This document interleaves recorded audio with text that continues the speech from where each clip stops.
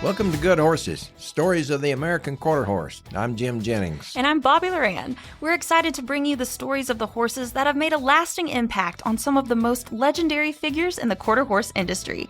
Each episode, we'll hear about the horses that challenged them, taught them, and left a special mark on their lives. From remarkable lessons to unforgettable rides, these are the stories that celebrate the heart, soul, and horsepower of the American quarter horse. This episode is brought to you by Platinum Performance Equine. Platinum Performance Equine was developed by a veterinarian in 1996 to support healing and overall horse wellness. Each bucket equals thousands of hours of research and some of the finest ingredients available in the forms most bioavailable to your horse. Today it's trusted by horsemen like Bud, who uses Platinum Performance GI as his wellness formula.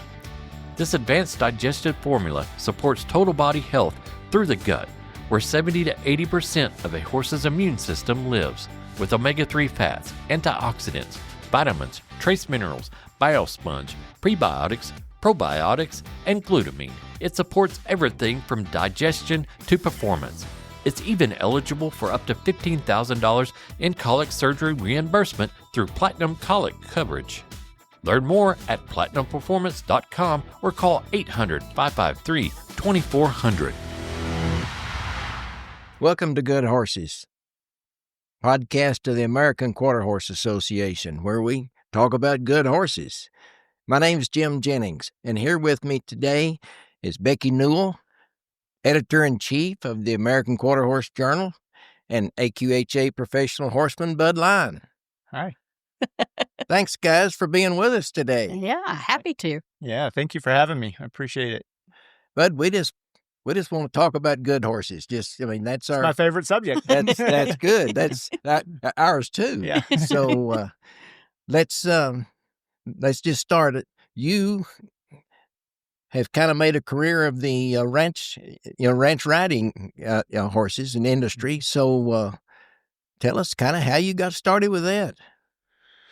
Well, that's a little bit of a loaded question, Mr. Jim. I think that, a lot of people have said I didn't pick the ranch classes, they picked me. And I think there's probably a little bit of truth in that. But, I grew up in Southern California, and my dad was the horse person in our family who, was sort of the driving influence. And so we grew up, with horses for leisure, and that evolved into, having competitive horses at the 4-H level and doing the open shows, and then we segued into, the AQHA stuff. And so I didn't set out to be immersed in the ranch classes, quite frankly. I sort of fell into it because of my wife, Kim. So she likes to frame it as a love story. So we'll go with that. Sounds good. But, having said that, it's been great to me, and we sure do appreciate the opportunities that it's provided us. And so, it's been an amazing ride, and I didn't see it coming, but I'm sure grateful for it and looking forward to seeing what's next. You've been setting records, then breaking your own records and breaking other records just the last 3 or 4 years at the AQHA World Show. Talk to us about being able to set that first high score when those classes became level 3 world champion classes. Well, that was really an interesting experience because I won the senior ranch riding for the first time in 2018 on a horse named Chick's Dream About Me. And Chick's Dream About Me was predominantly a reining horse that had made his mark in the NRHA classes. I showed him earlier that year in Tryon, North Carolina at the World Equestrian Games qualifier. Wow. And that was in May, I believe. And while I was there, my friend Karen McQuestion was stewarding. And I was warming up, and I, kind of half jokingly, half serious, was trotting around. And I said, "Hey, Karen, what do you think? You think, this one would make a ranch horse?" And she watched it for about 20 seconds, and she said, "Yeah, I think it'd be worth trying," So we took him to his first ranch riding event at the Red Bud Spectacular in June. So that would have been, maybe 5 weeks later, And we showed him one day in the ranch riding. He won under all 3 judges and got Wow. qualified. And then, quite honestly, we never showed him again for the rest of the year in the ranch riding. We just, I think, did it for fun. And we thought, well, we know we're going to the World Show to show him in the reining, so we might as well have something else for him to do too, But I don't want to say we didn't take it seriously. I just think we didn't have expectations for him. And so, we get to the World Show. Now, I want to preface this by saying this was my 3rd year in 2018 to show in the ranch classes. The very first year I did it, I mentioned my wife, Kim. She had a horse, a smart Ciccolina stud that, didn't make a reining horse, and she fell in love with, and she started doing the ranch classes with him and got him qualified in the senior ranch riding. And so in 2016, I was still focused predominantly on the reining and some rein cower stuff. And so Kim says, when it comes time to do the entries, she says, hey, our horse is qualified in the senior ranch riding. I'm going to show him in the amateur, but I don't want to do the senior. Do you want to do it on the senior? And I said, absolutely not. I said, I've never done the event, and quite frankly, I've hardly watched it. I just I show up to watch you, but I really don't know that much about it. So I'm, why don't you go ask one of those guys who's, really doing it, kind of heavy. And she did, and she found someone who agreed to show him. And then in I think mid-October, that person broke his leg. And so, she says, bad news, buddy. She says, our horse is entered and the entry's non-refundable, and, you're drafted. So, I show for the very first time in the ranch riding at the World Show in the senior ranch riding, which is the toughest division, in my opinion, of, all the ranch classes. And show in the prelims, and by, the grace of good fortune, I was 3rd in the prelims, right? Wow. What was the horse's name? Electric Ciccolina. Yeah. So we still have him, actually. So that's a sore subject, Jim, because we turned down several opportunities to sell him. And Kim said, no way. Yeah. He's my baby.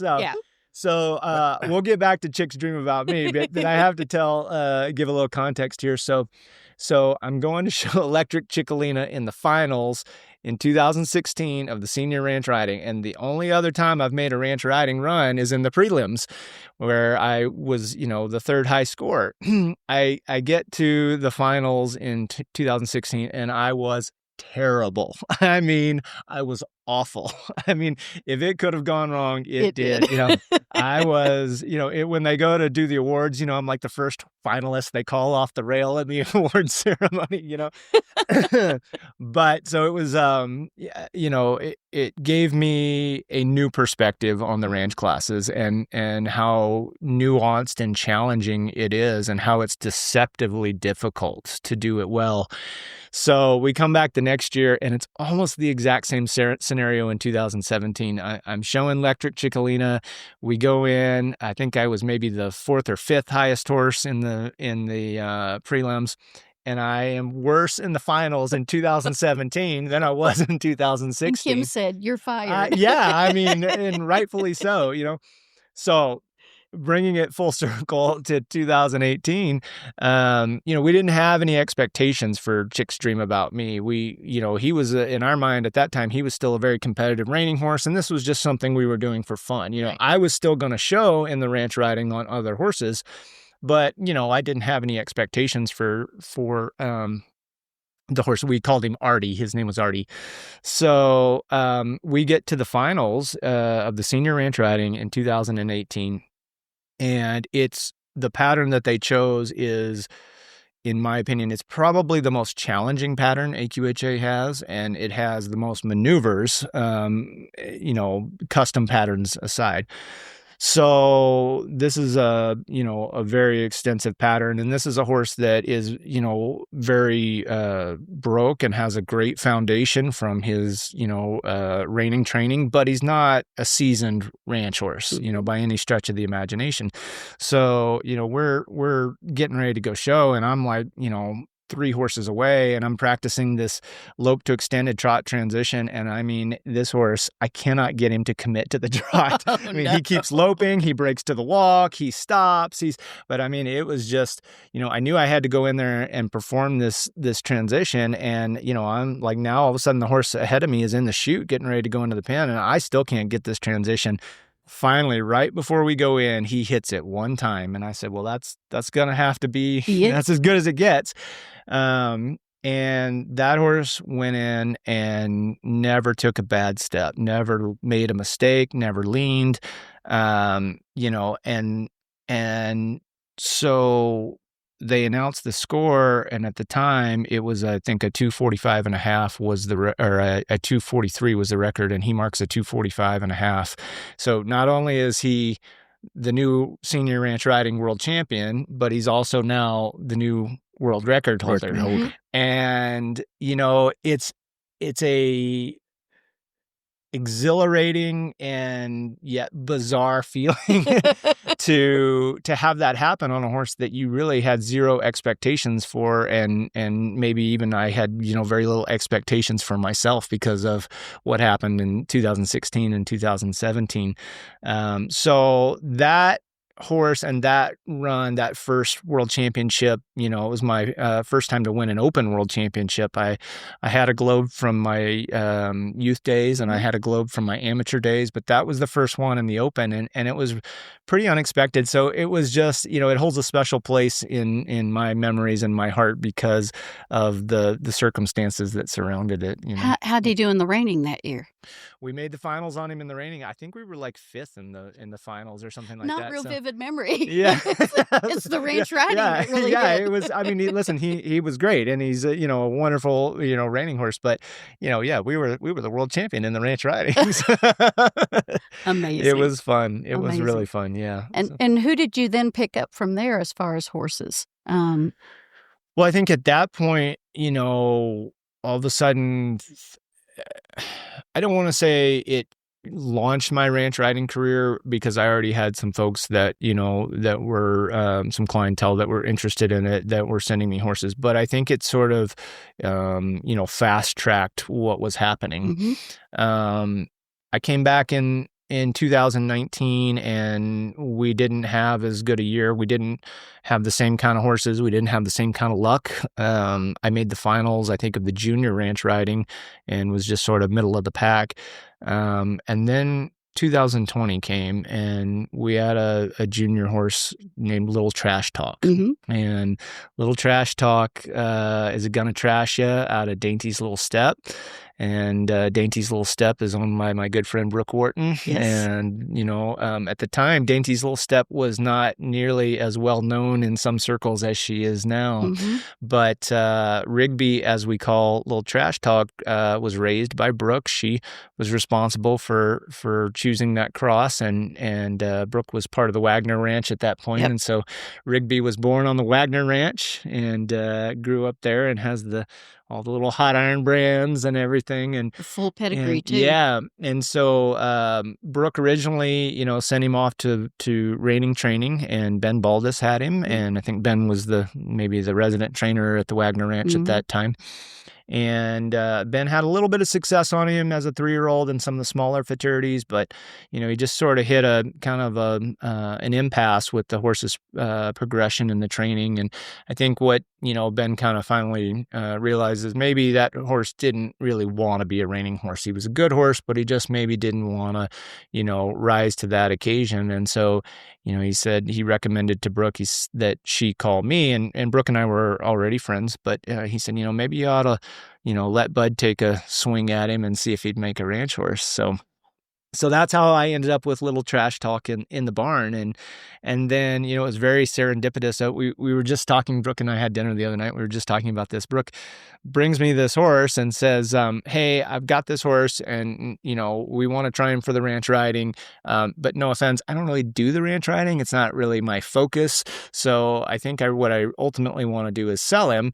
And so if you, have someone that would be interested, then, we'd like to sell him. And I said, oh, okay. I said, well, let me just get to know him a little bit. And then she calls me a couple weeks later and she says, "How's it going?" I said, "Well, it's going good. I definitely think he has a future at the ranch classes." He's a 4-year-old at the time, I think. And I said, she says, "Well, here's the deal. I really do think I want to sell him." And I said, "Okay."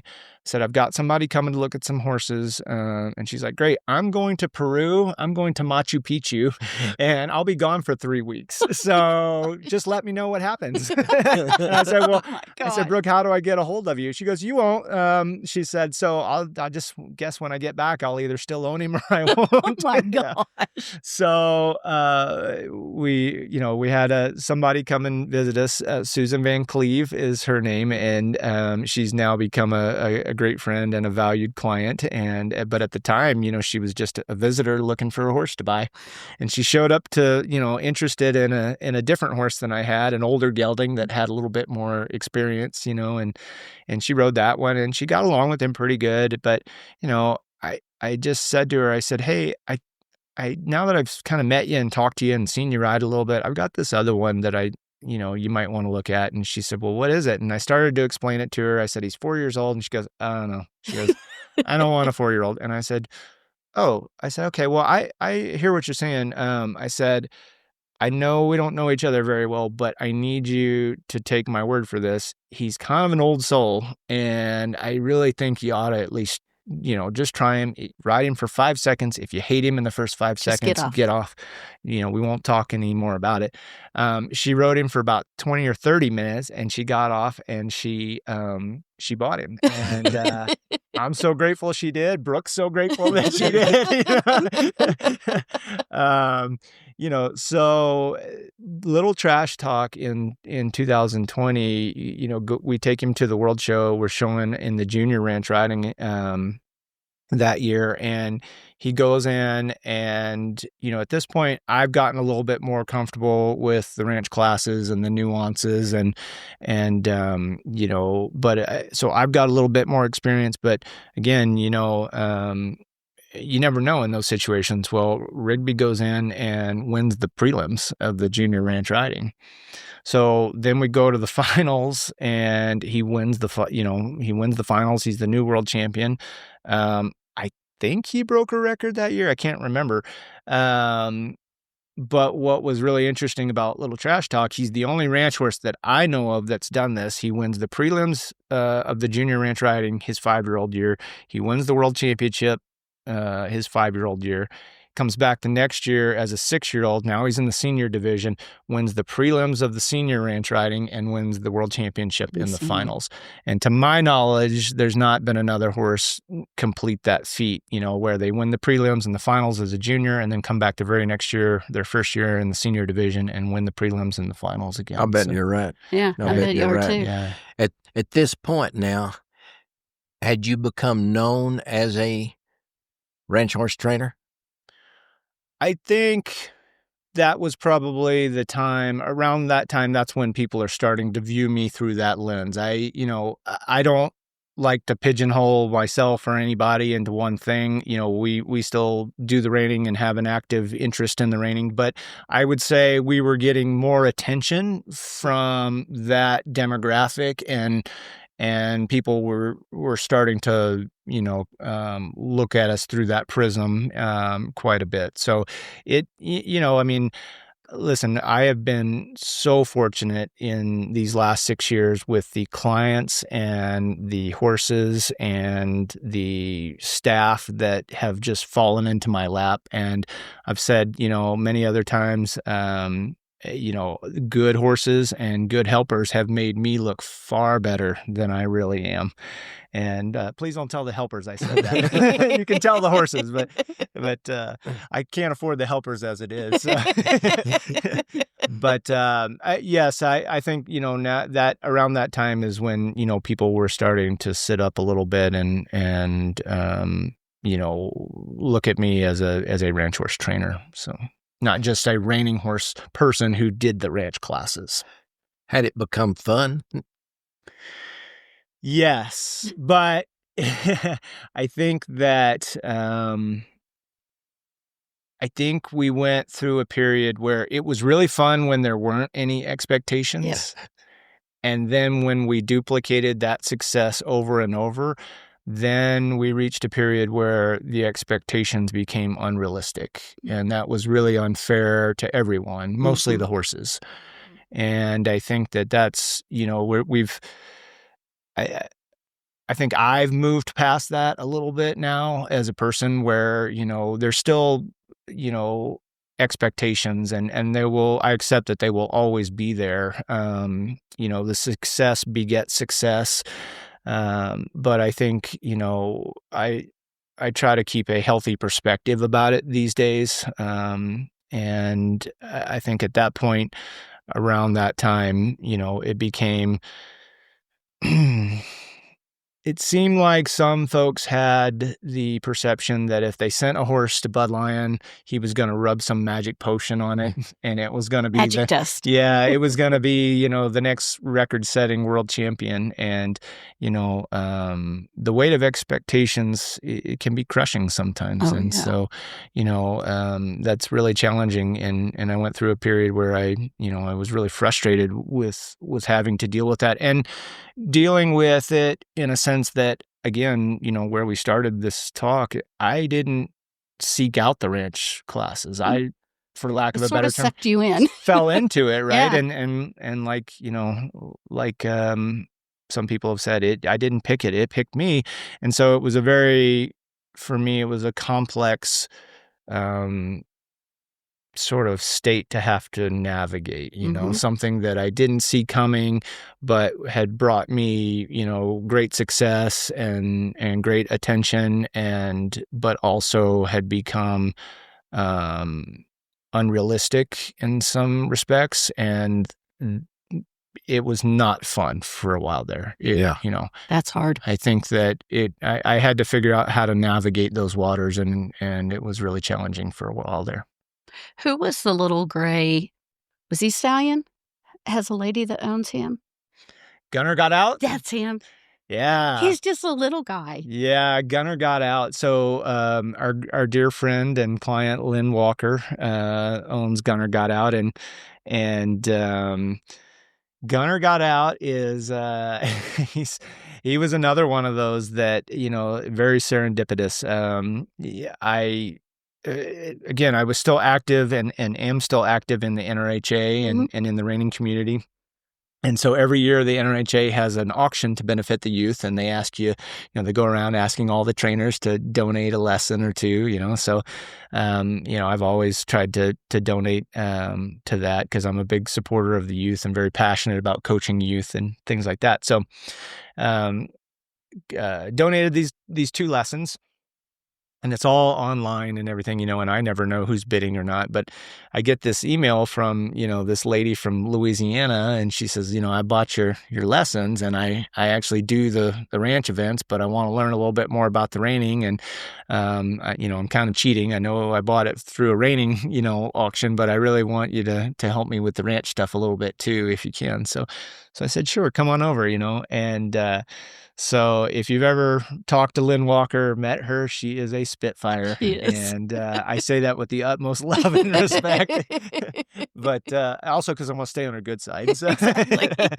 But she's a character, and God bless her for it, But it really, I didn't know Lynn before that, and she brings this little short gray pony looking thing. He's almost white, because he's so old now. He's almost white, but Gunner Got Out, he's by Gunner, Colonel Smoking Gun, and he's out of Miss Silver Gun, and or no, I'm sorry, he's a full sibling to Miss Silver Gun, who is also has a fairly well known name in the reining industry. But I think that Lynn bought that horse out of an online auction as well. Apparently she's big on the online auctions. I just realized evidently that, lessons horse, yeah, she got it. But she I think had kind of done some research on the horse and felt willing to take the risk. Never swung a leg over him, but she bought the horse in an online auction kind of a deal, as I recall, and got him, and she kept him at home over there in Louisiana.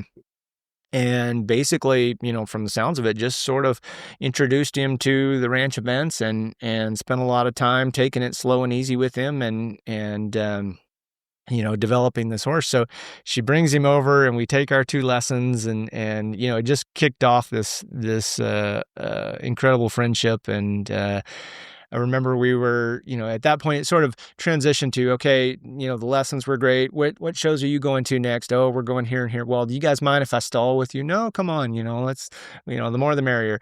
But at that point, like, she didn't leave him in training. She really didn't come take lessons regularly, but she was kind of, in our circus, for lack of a better term. When we would go to the horse shows, she'd stall with us and we'd kind of, give her a few tips here and there and kind of keep an eye on her and give her some feedback and stuff like that. And I remember we're at the NSBA World Show and she says, hey, are you going to the paint world in a couple weeks? And I said, yeah, I think we're going to go. And she said, well, I'm going to be there. Do you want to show my horse? And I said, yeah, I'll show that horse. That, he looks like a fun little toy. Now I haven't ridden him very much and I don't, I've seen him, watched her ride him and stuff like that. But I thought, well, we're going anyways. What the heck, And I did not realize that when Lynn Walker says, do you want to show one of my horses, what she means is she's going to enter you in everything. And I mean everything, So, we get to the paint world and I'm entered in, I'm entered in like the box drive box. Oh my God. I'm entered in the, I think they call it ranch pleasure. It's the sign class, I'm entered in things that I've never done. They got like a walk, trot, speed ranch trail competition jackpot. You're entered in all I of was it. entered in it, So So anyways, I'm going along with it, but I'm like, I don't know about all this, well, she says, do you want to, you want to show him in the ranch trail? I got you entered in it. And I said, well, Lynn, I've never done the ranch trail. And here we go again. I mean, yeah, there's a theme here. Yeah. We'll do some analysis at the end of this podcast. but so I remember, it's time to go do the ranch trail. And there was a part where you had to get off and ground tie, and then you had to lead them out at the trot, right? So I'm over there practicing in the warm-up arena, and, it's getting close to time when I'm supposed to go over there to the back gate and show.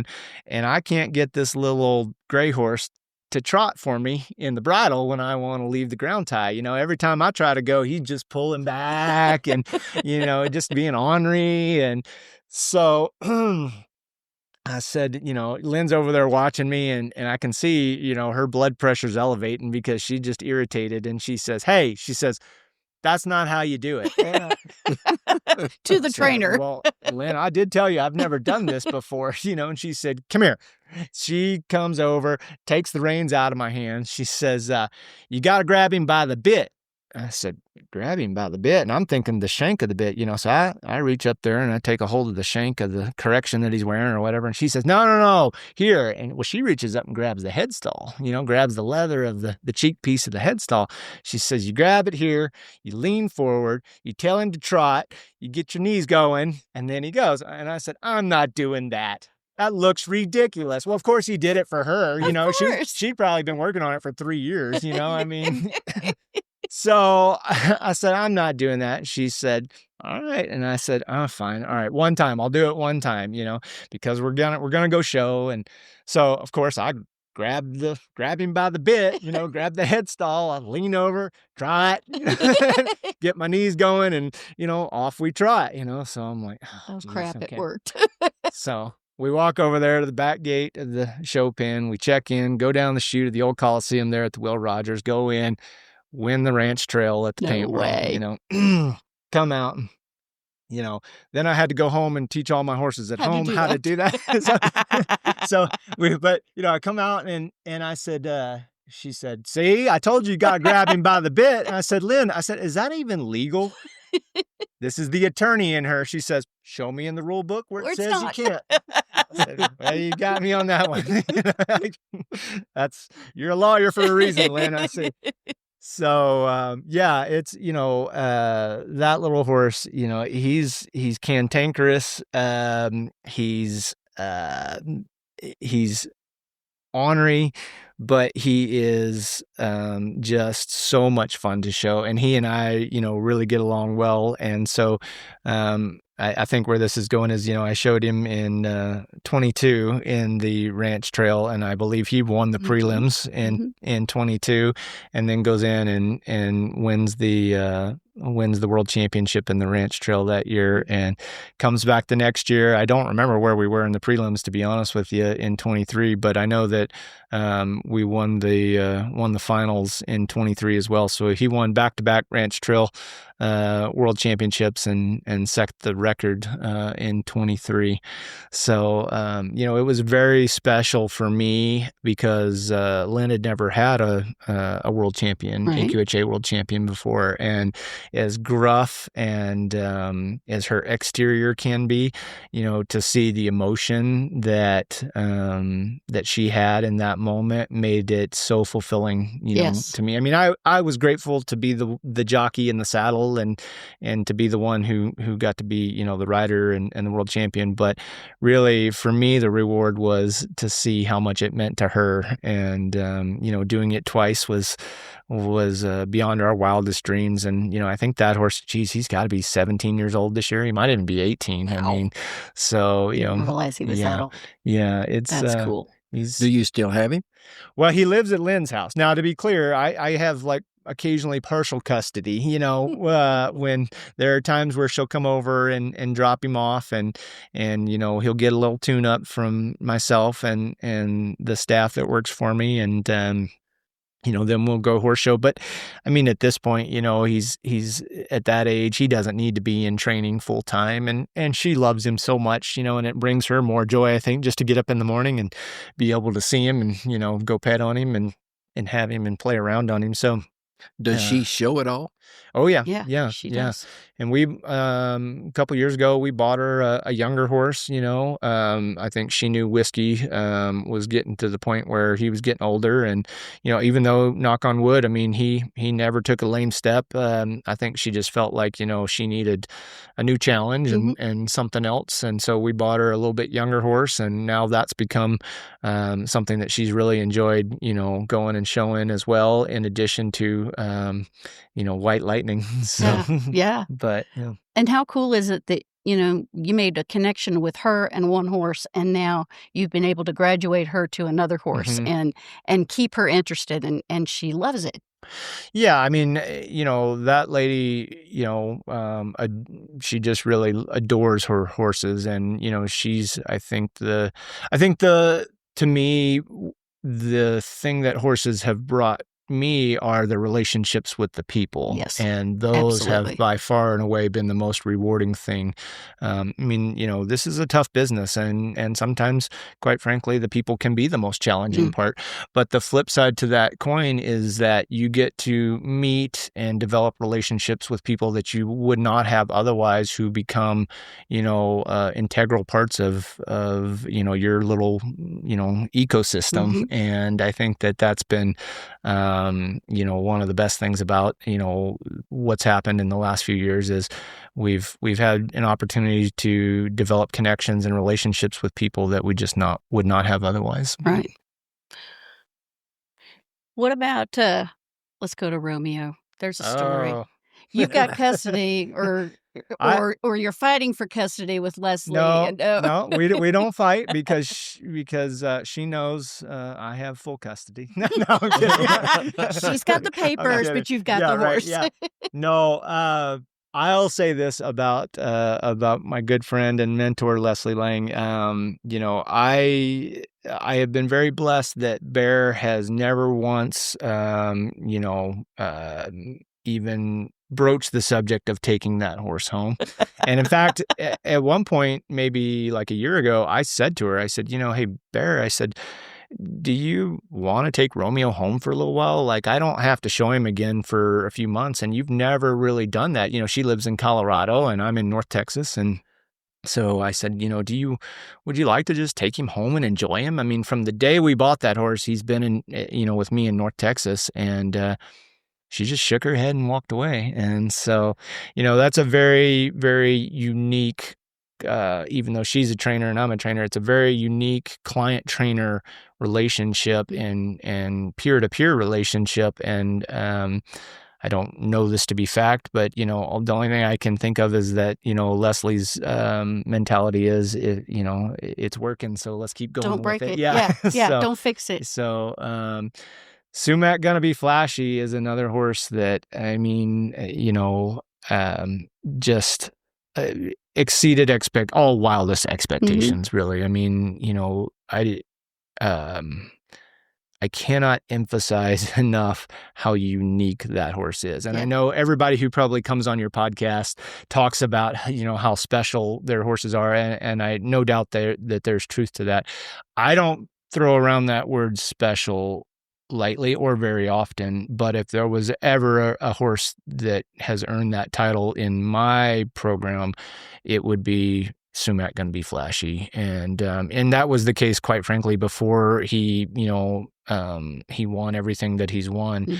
That's a horse that, Leslie, I remember we were in Tulsa at a horse show, and she rode up to me, and Leslie and I knew each other, and we weren't very close, but we were friendly and professional, if that makes sense, and I knew her backstory, and I knew how well respected she was in the industry. And so, she and I were just kind of shooting the breeze, and she just sort of casually mentioned, she said, "Hey, I'm kind of on the hunt for a junior horse, for a prospect, or maybe a project, or, something that maybe fell, between the cracks or something like that. So if you happen to see something, keep me in mind." Well, it never even crossed my mind that she was thinking that would be something that she would leave in training with me. I thought she was just talking. If you see something, like, hey, I'd appreciate the heads up, So a couple months go by, and, I quite frankly probably forgot about that conversation at the time. And she comes back up and she says, "Hey, have you found us a project yet, or found us a prospect yet?" And I said, "Well, I really haven't seen anything, but I guess I didn't really know that you were serious about that, And so she goes, "Yeah, I know, I am." And then she hesitates, and then she looks at me. She says, "You know that whatever I buy, I would want to keep with you, right?" And I, clarified that whole deal. No, it never even crossed my mind, because you're a very established, successful trainer who's also doing the ranch events. And I said, "Oh, no, I didn't realize that." And then I immediately felt an immense sense of pressure because, because it's Leslie. Yeah. Well, and to be fair, as a trainer, I never want to miss for any client, right? When I'm responsible for picking one out or cultivating one, I never want to make a mistake with someone else's money, or, or time or investment or anything like that. And so, but that is amplified when you're talking about a fellow trainer, and it is doubly amplified when you're talking about someone like Leslie Lane, to me. And so, it took me almost a year before I felt comfortable reaching out to Leslie. And this, again, will show you, how I am just purely a victim of good fortune. The way that Romeo came into my consciousness, I was at the reining fraternity that year, and a trainer named Garth Brown, a reining horse trainer named Garth Brown, sends me a text message, and he says, "Hey, I got a horse I think you need to try for the ranch riding." Now, I don't want to sound dismissive, and I love my reining friends. I do. But I cannot explain to you how many times I hear that in a day, in a week, in a month. And it's not their fault, but many times they just don't know. Now, they are getting more educated, and I think that's changing. And again, hey, reining friends, I love you. I still want to hear about your horses that you want to sell. Don't quit telling me about them. Because they don't like reining, they could like ranch riding, but we don't know. Yeah, that's my question. Would this be, in this case, or in other cases, when they come to you like that, are these horses that just may not be going to make it in the reining, and that's why they're... I think that there's a little bit of truth in what you're asking. I think really what we're talking about is the foundation that these reining and rein cow horses have from an early age or an early stage of training that really predisposes them to transitioning into the ranch classes. Okay. And that speed to success. So, the ranch classes have provided so much value to our industry and to AQHA, and and it really has benefited people from all different disciplines, horses from all different disciplines. There's so much value in the ranch classes and what they bring to the table, and I think one of those things, Jim, is that we are in an age of specialization. And so you've got horses, whether they're reining horses, cutting horses, cow horses, rope horses, barrel horses, they've all become very specialized, right? When I was a kid, I like to think I'm part of the last generation with AQHA where, you really did a lot of different events, and sometimes you did them all on the same horse because that's all you had. And I think I might be the last part of that generation that experienced that before specialization took over. Yes. And so getting back to your question, there are certain events that have, like I said, predisposed themselves to a horse transitioning into the ranch classes a little easier and a little faster in regards to speed to show pen participation.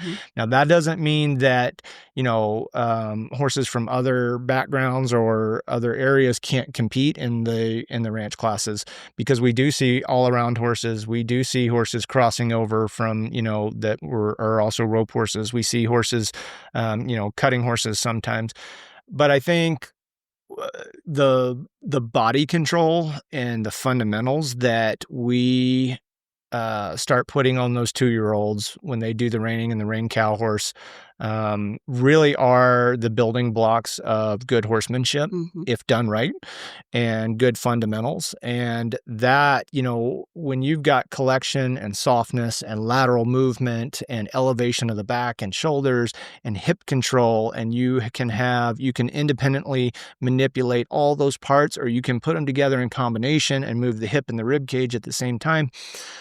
That makes my job so much easier when I go to transition a horse into the ranch classes, because the fundamentals of the ranch riding and the ranch trail really do rely on all that, all those core principles that we just talked about. Now, I'm not saying a horse that comes from a cutting background can't do that, or a horse that comes from one of those other backgrounds. What we have personally experienced is that those horses, because of the nature, the culture of their disciplines, that stuff is not, those horses don't have that foundation, or, it's not, they don't require the same things that we do. And so I think those horses can still go on to be successful, competitive ranch horses. I think it takes a little longer sometimes to get there.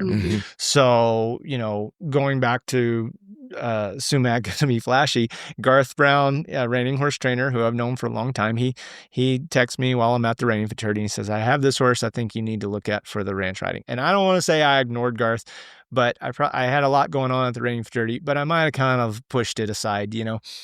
Thank God Garth didn't wait for me. He just started sending me videos, and, these videos are popping through or whatever. And finally I get to a place where I can take a breath at the reining fraternity. I'm like, all right, Garth, what do you got here? And I know that sounds so condescending, and I don't mean it to be. It's just, like I say, I mean, it's become a little bit of a thing where some people think that if it won't make X, it'll definitely make a ranch horse. And that's not exactly how it works, right? So anyways, I opened the very first video of Romeo, and I think he's loping around, and I went, ooh. Open the next video, and he's trotting around, and I go, huh. Look at the third one, and he's doing some of the reining maneuvers, and I said, yeah, that's probably one I need to try, So I messaged him back. I said, look, here's the deal. I'm at the reining fraternity, and he's like, yeah, I'm coming up there too. And I said, so how about, can we get together when I get home? And so I get home, and he's like, hey, I got to run to town. He lives not far from me. He said, I got to run to town and do some errands. How about I just drop that horse off for a couple hours and you do whatever you feel like you need to do? And And then just call me when I need to come pick him up, which is also a very unorthodox situation, you know. You're like, yeah, let me drop everything for that. That's not really how that normally goes. Usually it's like, okay, we'll set up an appointment. I'll come to you, you know, I'll watch you ride him, then I'll get on, you know, then we'll see where it goes, you know. Anyways, but Garth, he was awesome, you know. He just said, yeah, I got to run into, I think he was going to the tack store or something, you know. He said, I got to run to the store, so I'll just drop him off. I'll run my errands. You just let me know. So drops him off and leaves him with us and then goes to town, you know. And so I ride this horse, and at the time, my youth rider, Madison Rafus, was staying with me. And Madison at this time, I think she was 12 or 13, so she really thought she had it all figured out. You know what I mean? Yeah. And I'm going to bring this up because I hope she sees this, because she hates when I tell this story, right? So, you know, a 13-year-old little girl, you know, has some opinions. And definitely one, you know, who grew up as the daughter of 2 horse trainers. Yes. So Madison's there. She's staying with us because her mom can't take her anymore. And so all right, yeah, send her over. We'll, you know, we'll put her to work. Yeah. So Madison's staying with us, and Garth drops Romeo off, and I'm riding around, and Madison's watching me, and I'm thinking, yeah, this is what I've been looking for, you know. And I look at Madison and I go, what do you think? And she says, he's just okay. 13-year-old girl. He's just okay. And in light of what we know now, I love to bring that story up every opportunity I get. And now I make sure any horse that I have that I'm interested in, I run it by Madison first. Because if she doesn't like it, I'm immediately buying that horse. But I called Leslie, and you know, again, it had been like a year since Leslie had you know, I told her I would be on the lookout. I said, hey, I think I found one. And she said, okay, well, you know, do what you think. And so I said, I think what we need to do is set up a pre-purchase exam. I mean, so Garth called and he said, you know, when should I come get him? I said, I think you should just leave him here for a little while. We're going to do a pre-purchase on him. So, you know, I know this is long-winded, but I think that horse, you know, he really kind of fell into my lap in some respects. And you know, he's gone on to do amazing things. And, you know, I don't know what the future holds for him, but I do know that if that horse never wins another thing, then, you know, we're very content with what he's already done for us. Yeah. So. And Leslie has yet to ride him. No, that's not exactly. Okay, so she has ridden him. She has ridden him. Okay. You could, like, less than, like, you don't even need all 5 fingers, right? She did get to show him one year. Where did she show him? Somewhere, I think maybe like the ranch trail, like maybe the first year they had it or something. He was like a, you know, a green 4-year-old, and I couldn't justify showing him at that time. I don't think they'd split the junior and senior, and so I could only show you know, 4 of them, and I couldn't justify showing him. So Leslie showed him, but she like basically catch rode him and then went and made the finals on him. So I mean, in hindsight, I probably shouldn't have let her do that. I think she beat me on a couple of them, so on a couple of my own. But anyways, but yeah, Leslie has, you know, I mean, I think, you know, obviously she's a professional. She gets it. She understands. She's been around long enough to know. And I think but that's the dream as a trainer, right? You know, in some respects, I just got done saying how much I love the people and love the relationships I've formed, but it's very unique and special to have someone own the best horse in your barn who's very hands off and just, you know, I consult her often as a mentor, but I think that very rarely, you know, do I feel like I have to run anything by her as it pertains to Romeo. Did you go straight to ranch riding with him, or did you show him in some other areas? So Leslie's, you know, interest was mostly the ranch classes, and she was not necessarily opposed to the reining, but I think it wasn't, you know, it wasn't high on her priority list. So we started out just transitioning him to be a ranch horse. And There were some things that needed a little bit of tweaking. A lot of the reining horse community does not actively teach their horses to long trot. Some do just for exercise or warm-up purposes, but, there's not a lot of concentration on quality of movement and, stride length and that kind of stuff. And so we knew we were going to have to work on that a little bit, and we did have to. There were some things that no one did a poor job training him as a reining horse, but their focus, rightfully so, was in other areas. The stopping, the turning, the circles and that kind of stuff. So in the beginning, his 4-year-old year, we just focused on the ranch stuff, and what was really interesting is we knew that he had a lot of talent, but he would flash that talent, but it was also fairly inconsistent early on. And I think that's probably why he didn't have more success as a reining horse. And he was started in Canada, or foaled in Canada, started his 2-year-old year by a trainer in Canada named Matt Hudson, who is does a great job, as far as I'm concerned. Sean Flaherty came along with a client and purchased him, his 2-year-old year, and they brought him to the States. Sean trained him up from there and showed him one time at a small futurity at the end of July of his 3-year-old year. And he won a little bitty check, I want to say $72 or something like that. But that, he must have underperformed, and Sean and I have talked a little bit about this. We did Andrea Fapani's symposium together back in January, and so I had Romeo there, and we kind of got a good laugh out of it. I said, I'm sure glad you hated my horse. He's like, I didn't hate him. He just wasn't, very consistent, which adds up. So again, it for Sean Flaherty's level in the reining at the level 4, you have to have a very special horse, and so he's trying to find that elite 3-year-old athlete, and some horses just don't develop, at that rate. And so we got to be the beneficiary of that, thank goodness. And so, but we did experience a little bit of I think probably what Sean did too, is that horse was a little inconsistent. He'd flash, some very high level elite and natural ability, and then he would maybe underperform a little bit. And then you get another couple of good runs out of him, and then he'd, underperform. So that his 4-year-old year and his 5-year-old year, we just did the ranch stuff on him. And, I think he was an NSBA world champion. I think he won the Congress. He did well at the Sun Circuit, a lot of major events. But his 4-year-old year and his 5-year-old year, I thought he was my best junior horse. And we got to the World Show, and the first year, I think he made it into the finals, and then, underperformed in the finals. And I think that second year, he didn't even make it to the finals. So that was frustrating. To have a horse that you think can be elite and then, not be able to capitalize on it was frustrating. And it was at that point that I said to Leslie, I think we should go back to doing the reining on this horse. And the theory was, number one, I think he's a little, he needs to do something different than the ranch classes for a little while, because that's all we've done basically for the last 2 years.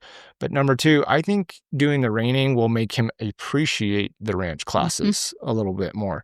And by that, I meant, when he has to run and slide, and he has to turn more than one time, and he has to, run circles and maybe work a little bit physically harder in some respects, or maybe it's a little bit more mentally challenging for him.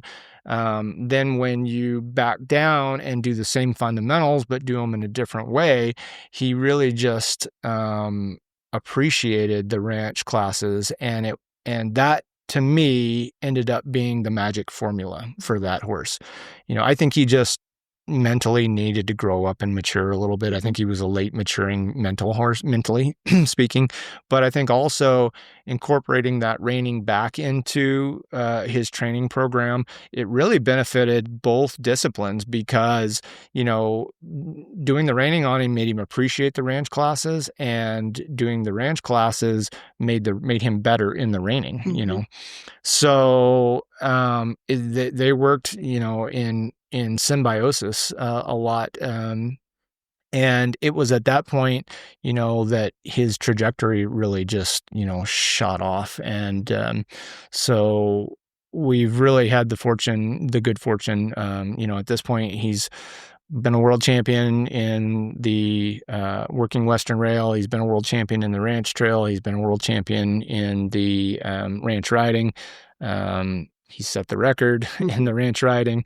So, there's just not anything in some respects left for him to accomplish. Now, we're happy to keep doing it, again. But like I said earlier, to me, he's exceeded our wildest expectations. And he did compete in reining toward the Super Horse, didn't he? He did, yeah. Yeah. And what was he? Top 10? He was sixth. Sixth. Yes. That's what I thought. Yeah. So he ends up winning the Super Horse, and that was also kind of interesting the way that played out, because Leslie and I never once had that conversation. Right. The reason why that horse was even eligible for 3 categories was because he got qualified in the aged geldings, not the performance where he belonged, but in the aged geldings. Mm-hmm. Why did he get qualified in the aged geldings? Because when you show at the Arizona Sun Circuit, they give a saddle for the all-around ranch horse. Oh. But in order to, you're not required to, but in order to, everything you show in all the ranch classes and the conformation classes count towards the saddle. So if you don't show in the conformation classes, you might get beat just because you didn't have as many points, right? Mm-hmm. So we're at the Sun Circuit a couple years ago, and I said, I guess it was 2024, and I said, hey, Bear, do you want to, Romeo's sitting pretty good for this ranch circuit saddle, but somebody kind of needs to take him into the halter. And so she says, well, I've got one to show for a client in the performance halter, but I can take him in the aged geldings. And I'm thinking, well, that sounds like a terrible idea, but whatever. Shows you what I know, because he goes in there and, he's like second on a couple of cards and gets qualified, right? Wins the saddle, whatever, perfect. The halter is out of sight, out of mind for me. We get to the World Show last year, and he's qualified in the working Western rail. He's qualified in the ranch riding. He's qualified in the ranch trail. He's qualified in the reining, right? The Super Horse, it's never been a topic of conversation. It hasn't been on my mind. But we go there. He wins which one was first? Was it the ranch trail? I can't even remember. I can't remember either. I think it was maybe he wins the ranch trail first, and then he wins the working Western rail. Mm-hmm. And then he goes in the ranch riding, arguably his best event. He's the defending world champion and world record holder, and he doesn't even make the finals.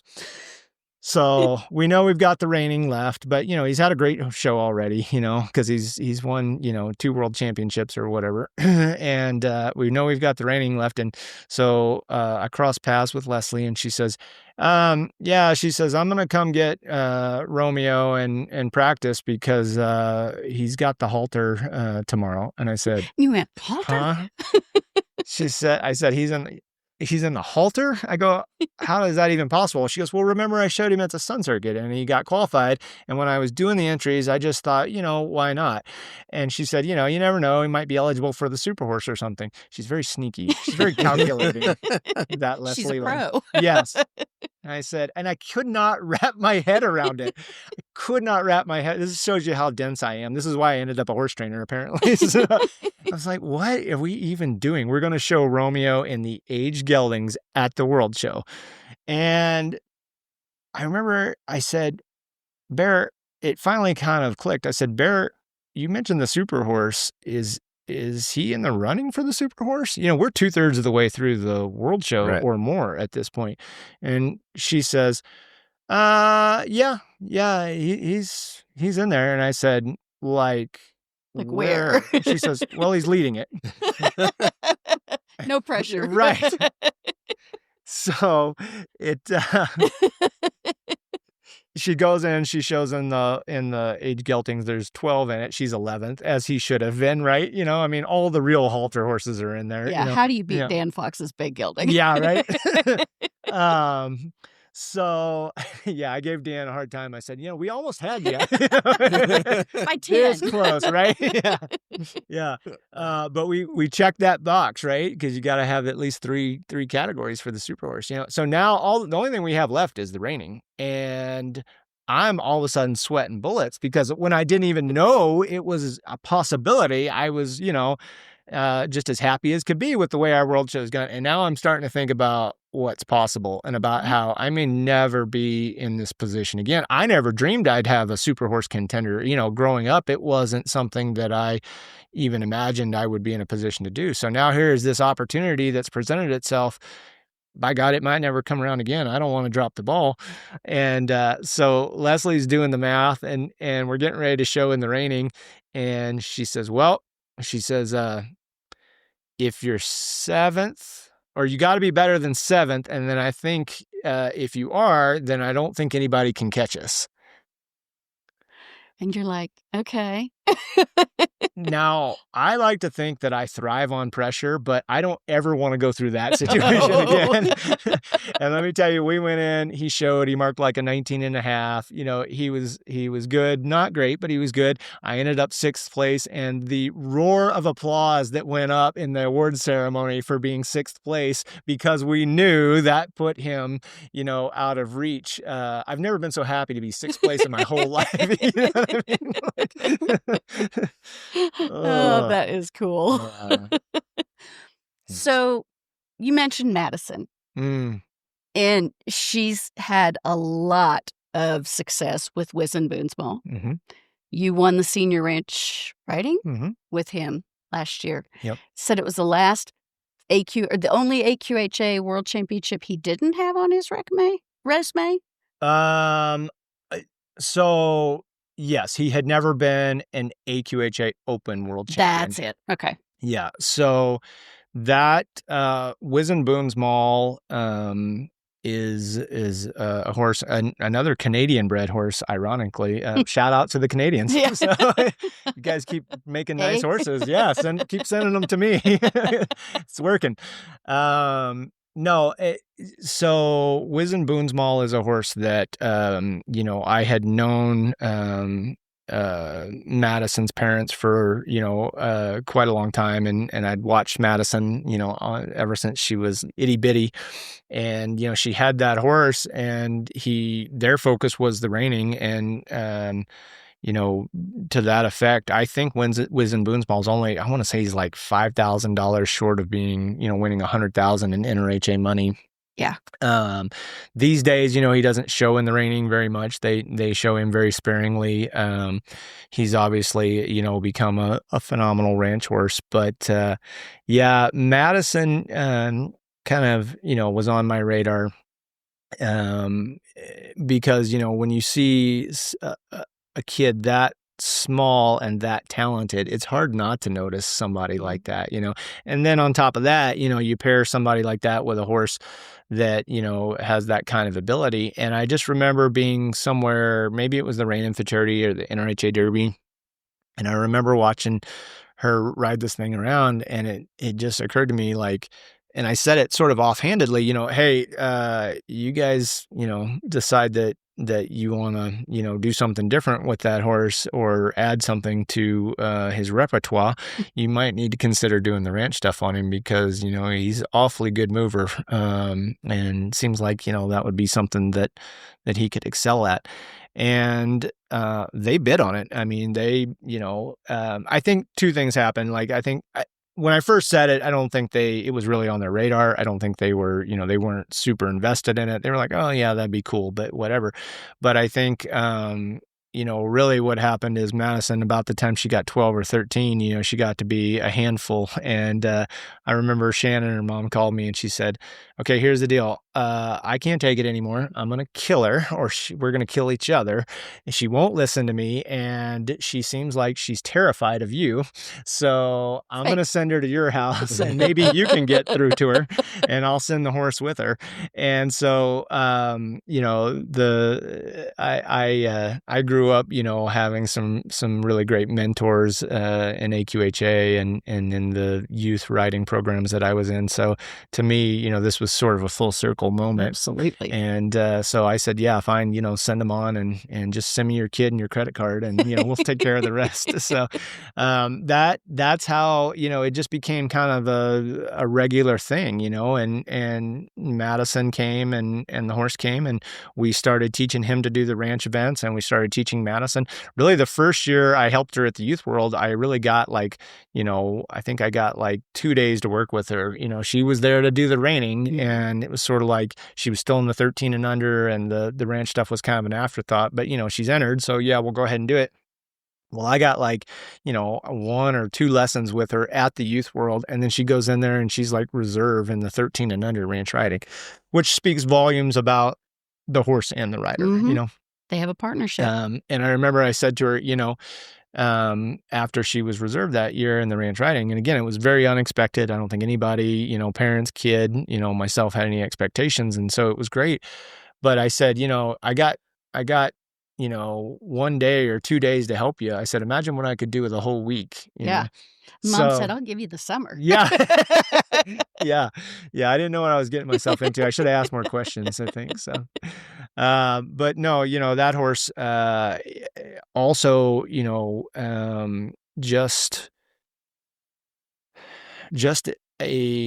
he's a combination of, natural ability and foundation and nature, nurture, whatever you want to call it, that all lends itself to being very, very good at the ranch classes. And Madison was able, she's been super successful. I mean, you probably know better than I do. I was trying to think how many world championships she's won on him, but it's at least 3 or 4. Oh, now, if not more. I had 5 in my head, but I may be wrong. So, very rarely do I get to keep that horse in training. He lives and truthfully, Madison is kind of his person. I mean, she can get him to do things that none of us can get him to do, not her mom and dad who are trainers, not myself. She can really get him to in some cases, perform better than I can. And I don't keep him in training. He lives at her house, she will send him over and we'll kind of have him leading up to, sometimes the big events. It just depends on the schedule and whatnot. But the situation we found ourselves in with Peter, as Wizen Boonsmall is known, is that, that horse, I showed him at the Congress and I won on him at the Congress. I showed him at the NSBA World and I won on him at the NSBA World. But every year we went to the AQHA World Show, we just didn't have the right run on the right day. And that's such a big part of it sometimes, I mean, you can have the best horse in the country, but you got to have the right run on the right night. Mm-hmm. And, it doesn't always work out that way. So I think the first year I showed him at the World Show, I want to say I was 4th or 5th. And the next year I was 7th. And then I didn't even make the finals one year. And so, last fall, we go to show him and I don't want to take anything away from Wizen Boonsmall.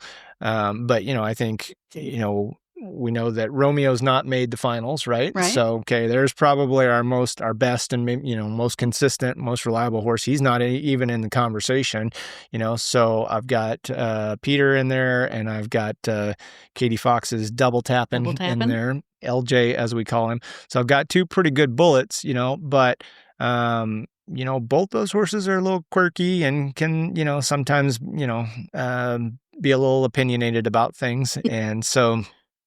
I remember, telling Madison, hey, before the finals, she was there and I said, here's the deal. I think in order to win, I'm going to have to call on your horse tonight, and we know how that goes, right? I mean, it might work or it might not, but I don't think the way this final seems to be shaping up, I don't think I can be conservative and be the world champion. And in the back of my mind, I'm thinking, okay, this is, the 4th or 5th year I've tried showing this horse here, and he's getting a little older. He's still, great. But I'm in the back of my mind, I think I'm wondering, I don't know how many more chances I'm going to get with this particular horse, right? Like you just never know. And, so, I went and showed and let it rip, and it hung in there, and he ended up the world champion. And, not to take anything away from any of my other horses in the barn, or my clients, or my world championship wins. But I was so relieved to be able Finally. to check that box, and because it was just gnawing at me a little bit that I hadn't been able to to accomplish that one last thing, and I really wanted it for the horse, is what I think that speaks to. I certainly wanted it for the family, but I really wanted it for that horse, because that horse deserved to be an open world champion. Yeah, for sure. But you mentioned a while ago the mentors that you had as a youth. Yes, sir.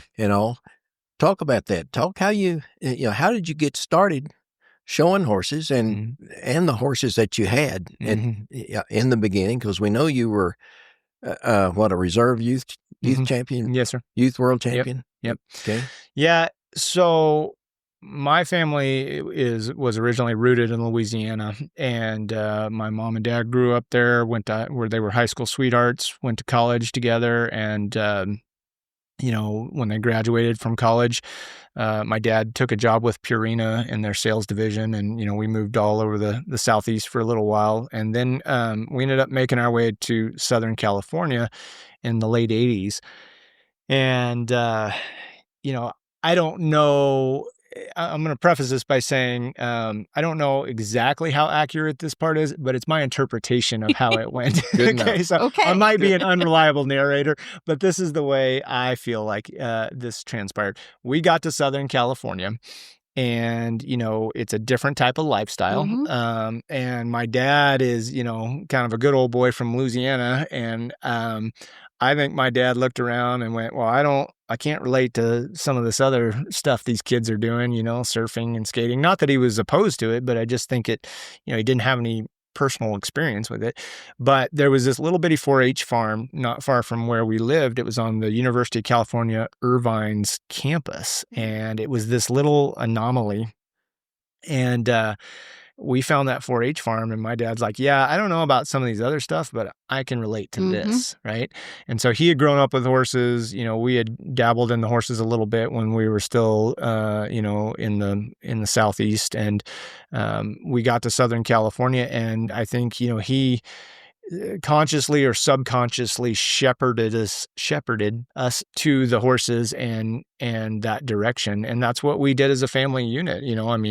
My sister, was into it. My mom was kind of the hostage. My mom was the non-horse person of the family, but she was a great show mom. But, we started out, like I said at the beginning, we were doing the 4-H shows, and we were doing the little open shows, and then it just progressed from there. I think that, I would imagine that, my dad saw that, hey, my kids are legitimately interested in this, and, some families do baseball, and some families do cheerleading, and some families do, whatever. But we did the horses, and I think the longer we did it, the more you realize, okay, they're serious about it. So we just sort of gradually moved up. It went from doing the 4-H and the open shows to, okay, now we're going to go take lessons from these professional trainers at our local boarding stables.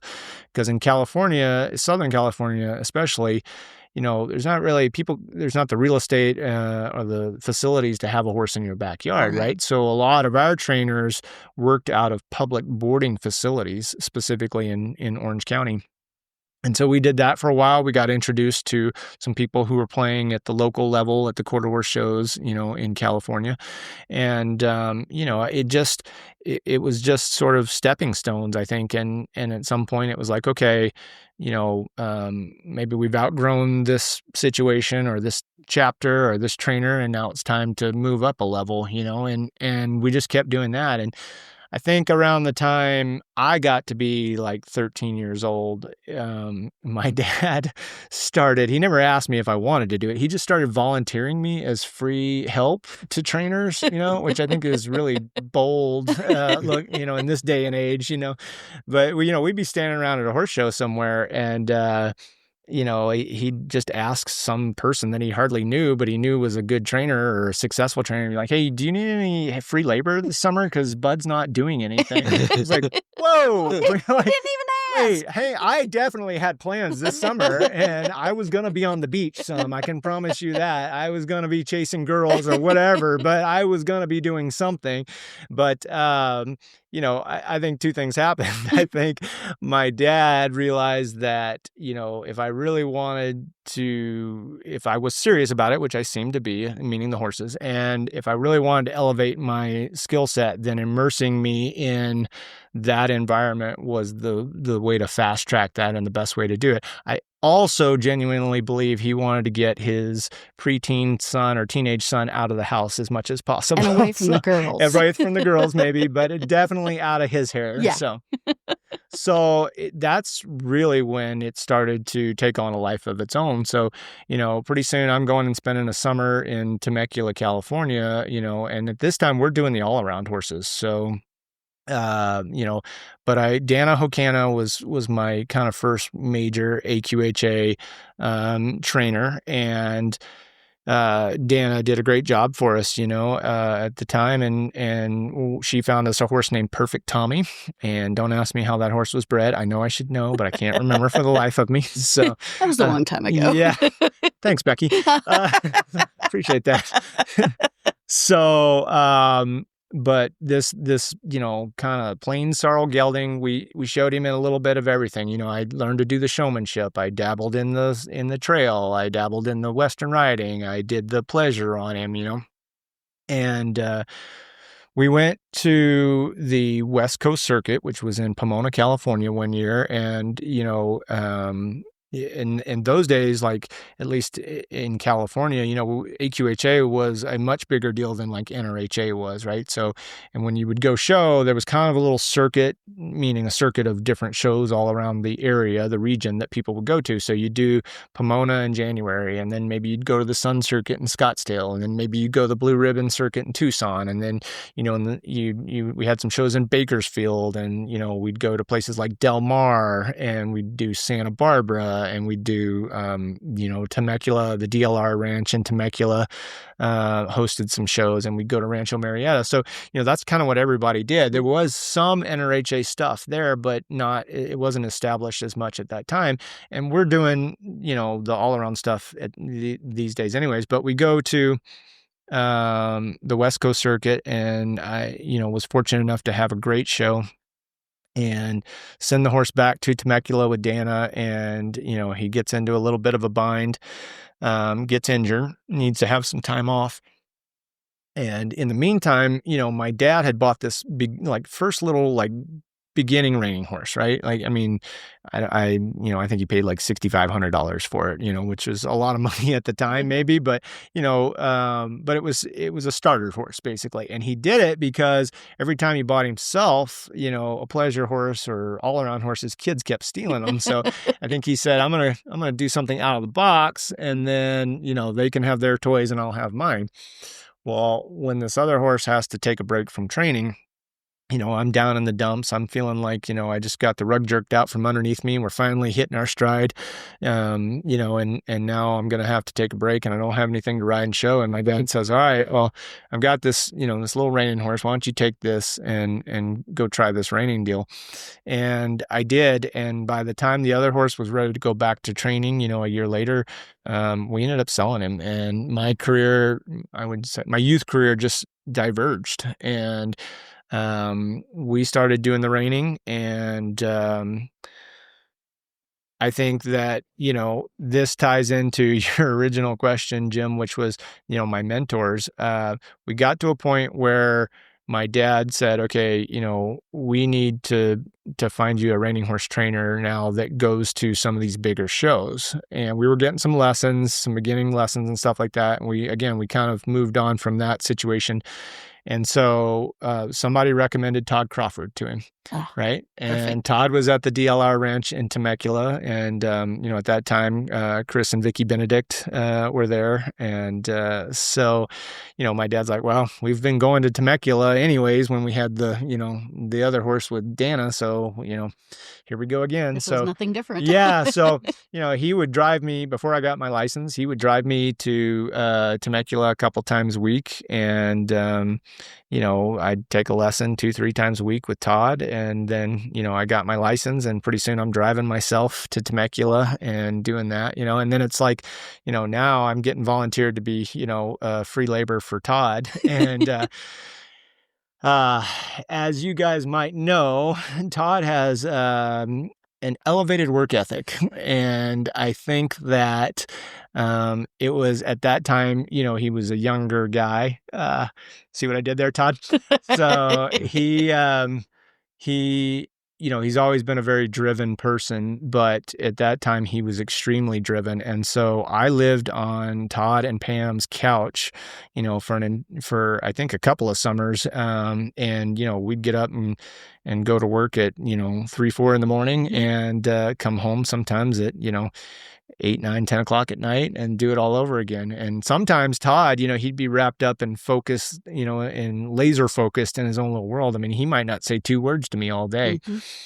But what I think I learned, at least, in part through osmosis, was just the work ethic involved. Mm-hmm. And, I'm no doubt I learned a lot from him about the technical stuff, the mechanical stuff, all that. Lord knows I took a lot of butt chewings. So hopefully some of it sunk in. But he was probably the first one that I think really influenced the foundation and the training principles that I still carry today, So I rode with Todd, mostly through high school, and then went off to Cal Poly State University in San Luis Obispo.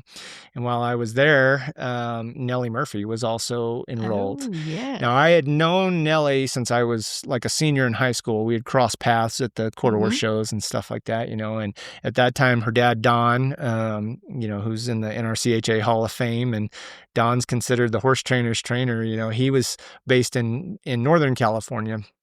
And so Nellie and I, having known each other from the horse stuff and, developed a friendship while we were both at Cal Poly, and Nellie started inviting me to, come home with her on the weekends or, school breaks and stuff like that. And so then I went and spent a couple of summers, riding at Don's and again, those 2 guys just, I cannot I didn't understand it at the time, but now today, I don't even know if I can fully articulate how much I learned from them. I'm sure they didn't think so in the moment, but to me, it was a good reminder that, hey, if I'm any example, the kids are listening. It may not always translate into, performance right away, but they are listening. And I know that because I might not have been able to execute whatever it was they were trying to get me to do, but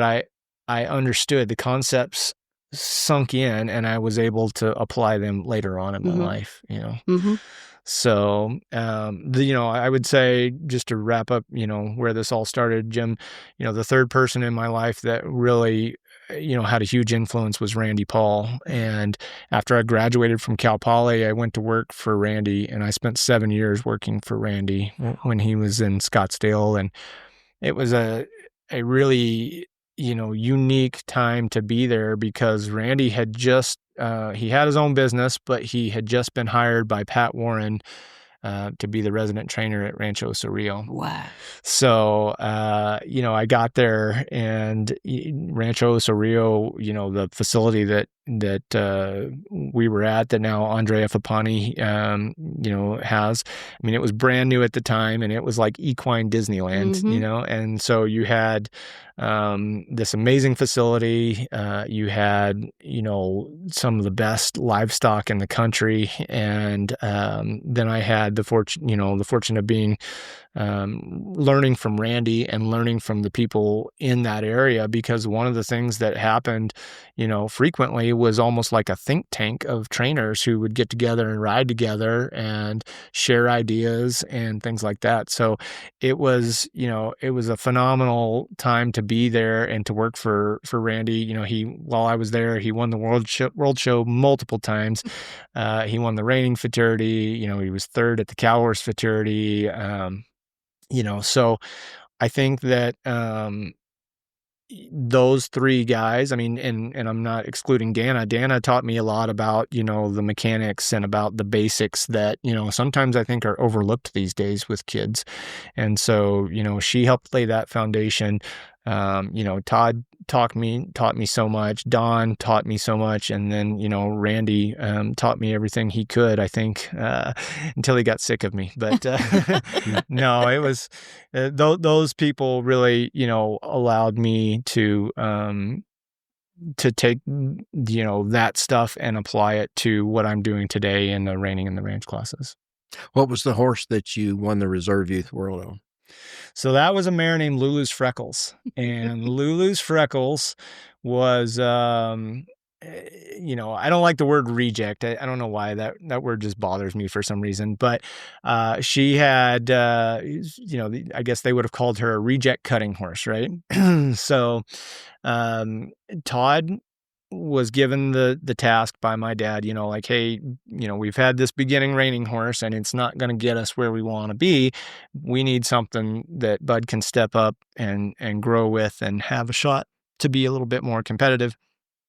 And Todd said, well, I think I know where there might be one. He said, a guy sent me a horse that was a cutting horse that didn't really want to be a cutting horse. And I trained it for a little while, and then she got hurt, and the guy took her home, and he's just had her in his backyard. And he said, let me call that guy and see if he'll sell that mare, right?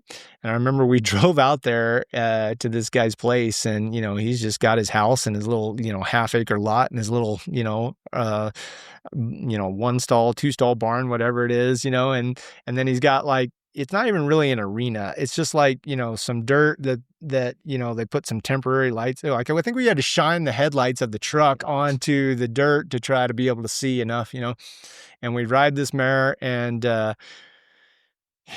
I mean, not that this is an insignificant amount of money, but I think we paid like $10,000 for this horse, which was a lot of money to us and a lot of money to a lot of people, and we give, I shouldn't say we, I didn't have anything to do with it.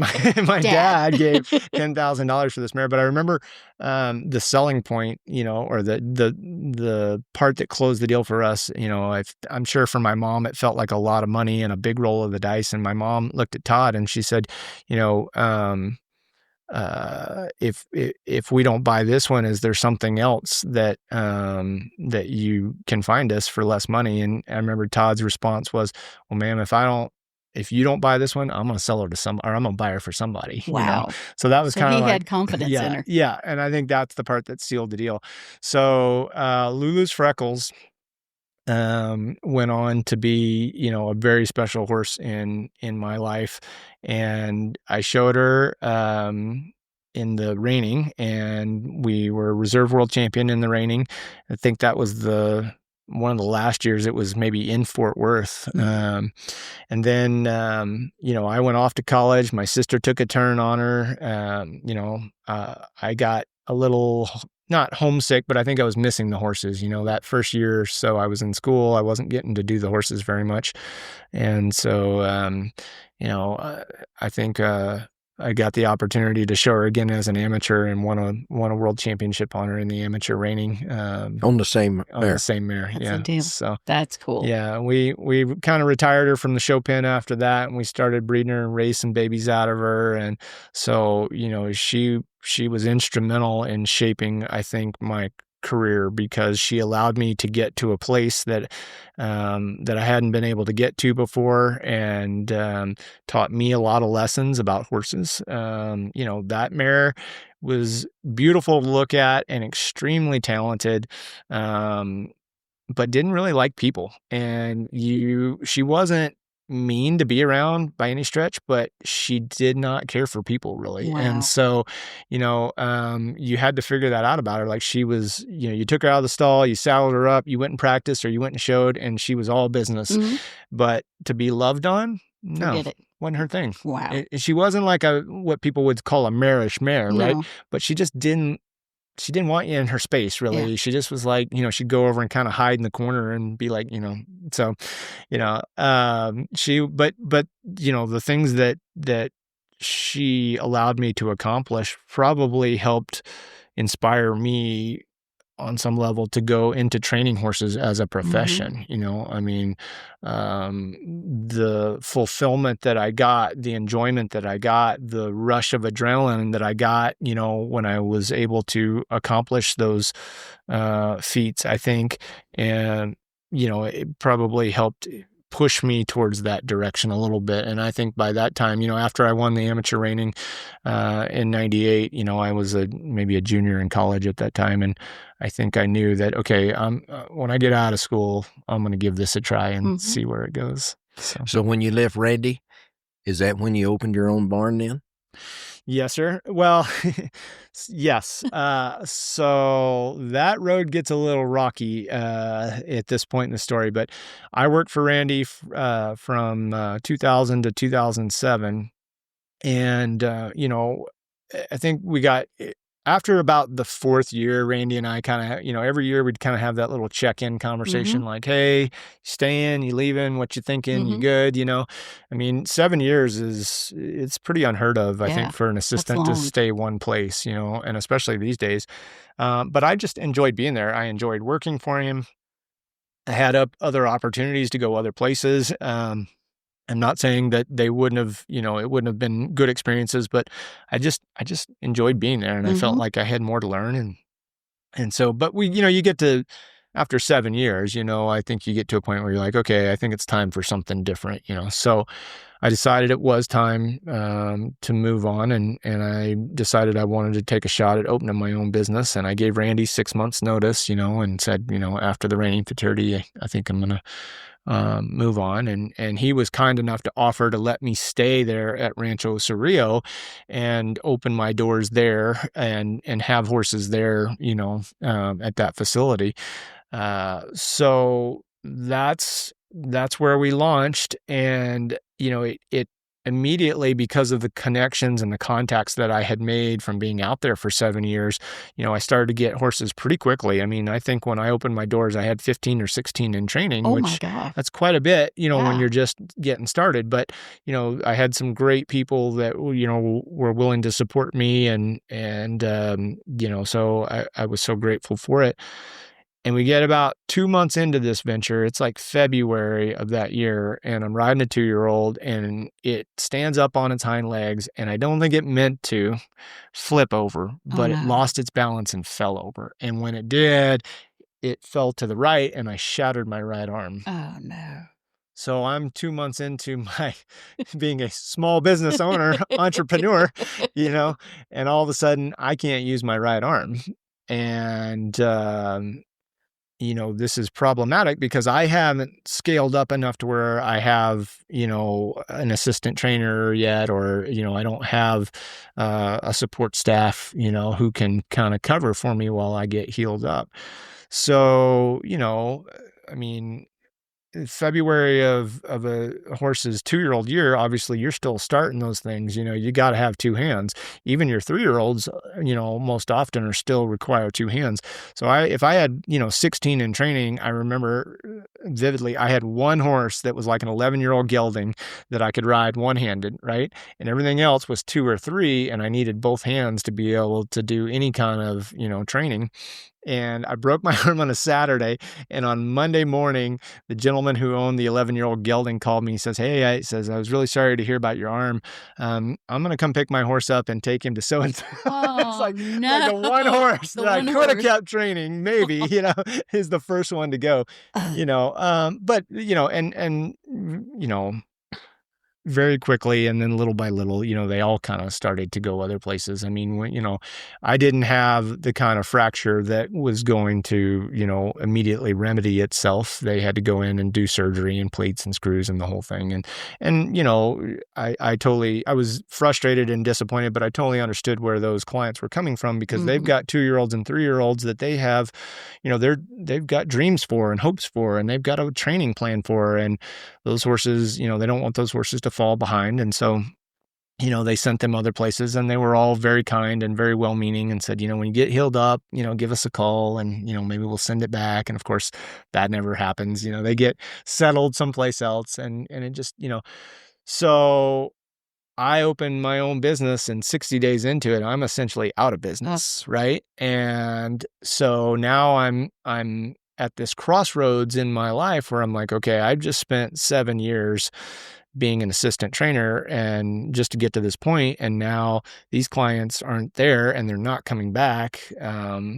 What do I do? I'm almost 30 years old. It's time for me to get some traction going. So I'm, weighing all these different options. Do I just take whatever I can get when people want to send me anything? That's always an option. And do I go back to being an assistant for somebody? It certainly, might not have hurt me, but at the time it just seemed a little deflating, Do I quit training horses altogether and move back home to California? What do I do here? And so I'd had a friend who had moved to North Texas and relocated there, and he needed some help getting some stuff hauled back out there. And he says, "Hey, I've got a truck, a trailer, and some furniture in Scottsdale, and I know you're not doing much, but what would you say if I paid you to drive that stuff out here, and then I'll just, fly you back home or whatever?" And I said, "Yeah, you're right. I don't have anything else going on, and I could kind of use the money." So I did it, and I get to North Texas, and I said, "Hey, when's my flight?" And they said, Just kidding. we haven't made it yet, but listen, just hang out. We'll be fine. We'll get you, crash at our place and whatever. And I'm like, okay, a day or two goes by. "Hey, what about my flight? What do you got to go back to?" I'm like, well, you're right. I kind of don't have a lot to go back to. So, hang out for another week or so. And sometime in that period, somebody said, there's a lady down there in Aubrey, and she's got a really nice place, but she lives in Dallas, and she's kind of an absentee owner, and she's looking for somebody to come in and kind of just be a ranch manager to give her some peace of mind and train her horses. And then, you can maybe have some of your own too. If you can build up your business, you ought to go talk to her. So I did, and she offered me the job. And so I went back to Arizona. I packed up all my stuff. I relocated to North Texas in September of 2008. Wow. And, the housing market collapsed, and then the financial system collapsed. And by Christmas, she was letting me know that, they were going to sell the ranch. Oh, no. And, that I was welcome to stay as long as they had the ranch, but when it sold, that they were going to, downsize. So I left there, and there was another lady not far from there who had a facility, needed a resident trainer. I went to work for her. She lasted about a year before things dried up, and same situation, And if I considered, quitting the horse training business when I broke my arm, I really considered it at that point, So I was kind of like, okay, I'm back to this conversation I'm having with myself a couple years ago. Do I go be an assistant horse trainer again, making, very little, working really long hours, because that's the nature of our industry. Do I just take whatever people will send me to ride? I don't really have a ton of connections here in North Texas. I mean, I do, but not like established clients. Or do I just, give up and say, hey, it wasn't meant to be, and go do something else, And made the decision that I'm just going to go do my own thing and take whatever people will send me and be the master of my own destiny, right? Because this working for other people sounded great, but it's just not working, and it's not their fault. Nobody knew that that situation, that the recession was going to be like that, but so that's what I did, Jim, is I just, I took whatever they would send me, and if it was a reining horse, if it was a trail riding horse, if it was a 2-year-old, if it was, I didn't train any mules or donkeys, but I would have in a sentence. I just didn't know those kind of people. It came with a check. Yeah, that's right. Yeah. And, it just sort of started. It just went from there. And, we found solid footing. I'm not going to say it was amazing, but we found solid footing. I reconnected with this gal named Kim Colvin, who I had known and met through my good friend Quincy Cahill. And Kim and Quincy were teammates at Texas A&M on the equestrian team together. And so when I worked for Randy, and we would, Quincy and I grew up showing with each other, and we'd see each other at the big shows and stuff like that. And then when I worked for Randy, I'd come back to, Texas and Oklahoma, 3-4 times a year for the big shows. And Quincy and I would always try to, catch up, or maybe we'd go to dinner in a group, and, her friend Kim was there or whatever. So in this time where I'm rebuilding, I get a phone call from my friend Quincy. She says, "Hey, you remember my friend Kim?" And I said, "Yeah." She says, "Well, she's looking for somebody to help her. She's got a wimpy gelding, and there's really nobody down. She's kind of in the Houston area, and right now there's just not anybody down there that can really help her." And I said, "Well, hey, I'll take what I can get. And, if it comes with a good looking blonde, that's even better." So, Kim and I reconnected, and she's been, a huge part of the growth of my business, because people are just, she's got a magnetic personality, and people are drawn to her. I am, not everyone recognizes this, I'm naturally introverted. So it's harder for me to be on all the time, but Kim's the extrovert, and she feeds off that stuff. And so she's been great about making it a warm, welcoming, fun environment to be part of. And so I think, again, I don't know that there was a magic moment. I mean, I guess there were many magical moments, but I don't know that there was this one thing that really, launched it. I think it was just a series of events, and I got very fortunate in some cases, and in other cases, it didn't go the way that we wanted, and that's life. But the horses that I have been fortunate enough to be around, they've not always been easy, but they have made me so much better as a horseman and a showman because of that. Romeo, as quote unquote easy as he is now, didn't start out that way, right? Little Trash Talk wasn't always the easiest. So many of those horses have, Double Tapping, who we haven't talked about very much. He's been another one that, Katie Fox found that horse as a 3-year-old and sent him to me, and she said, "He's a little weird," and she was not wrong. And, so I just like to point out that I'm so grateful to, Dan and Katie for sending that horse my way, but I have earned every dime they've paid me. I think we've talked about this before in some of our other interviews. He's the ultimate hero or zero, and to be fair, as he has gotten older, he's gotten a little bit better. Yes. So, but early on, we knew every time we walked into the show pen, one of two things was going to probably happen. He was going to be the winner and set the arena record, or he was going to be disqualified. There was not a lot of middle ground there. But again, that's a horse that, I'm so grateful to have in my life. And he's again, I'm sure this has been a common theme on this show, right? The great ones are all just a little quirky. Different and quirky Absolutely. and weird, and they all have those things, right? And Romeo snores like a chainsaw and slips out of his halter every chance he gets. You know what I mean? Like, you cannot turn your back on that horse in the cross ties, because he will be out of that halter and gone, right?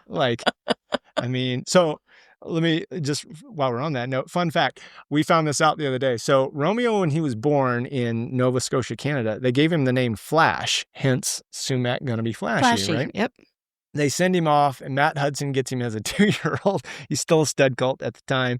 Somewhere in the middle of the night, Romeo, probably, I don't know if he was in a halter, but he got out of his stall, breeds a mare, and subsequently Matt renames him Romeo. Right? So Romeo's a gelding now, but he's also a sire. Oh my gosh, adds to the quirkiness. Right. So, yeah, I'm sure everybody who's been on your podcast has said the same thing. thing. But Absolutely. you know, Every single one of them. the double tapping has been, you know, another one of those horses. He's got a bright future. You know, he has these intangibles that you cannot train into a horse. Either they have it or they don't. And especially for the ranch classes, you know, he's a great mover. He's great with his expression. Mhm. That's the double-edged sword, right? I mean, the ones that are a little looky, you Yes. know, they have great expression, which is highly valued in our ranch classes. Yeah. The downside is they're a little unfocused sometimes, or you feel like they're not really connected, With you. you know, with you. And so, you know, that horse, when I first started showing him, he would hold his breath just the entire time we were in the show pen. I mean, it just, his abdomen was like a rock, you know? Oh my gosh. And he was unconfident and insecure. And I think that's the part that as he's gotten older, he's just learned to relax and be more confident and trust us and understand that, you know, we're never going to put him in a bad position, you know.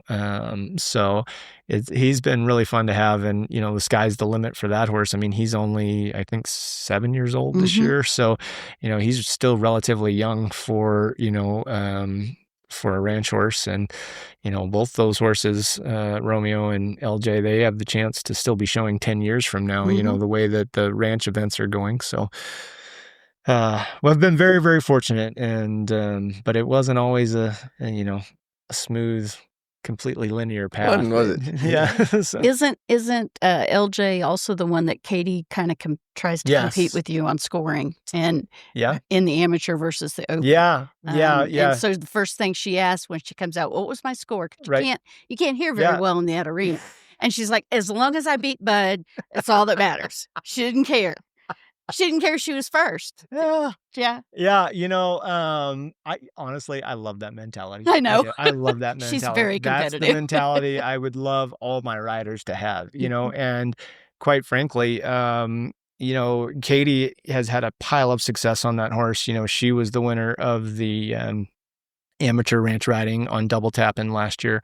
I think we were Logan Pluhar, who works for me, was second in the senior ranch trail on him, and I was third in the senior ranch riding on him. And you know, to be, you know, to have the ability to be that consistent at that level is With 3 different riders. with 3 different riders and be successful in, you know, the working Western rail as well. I mean, that's the horse we're all shopping for, that we all hope to have come into our lives. And I've been very fortunate to have several of those come into my life. But yeah, Katie, we do have a little bit of ongoing, you know, kind of where we like to poke each other a little bit. And I think that I love it. I mean, you know, if that's what it takes to get her to perform at her best, then I'm all for it, you know. So And it makes it more fun. yeah, you know? for sure. And listen, to be clear, I mean, you know, their success is my success, Absolutely. right? And I, you know, I'm competitive as well, and I always want to be, you know, the one holding up that gold globe.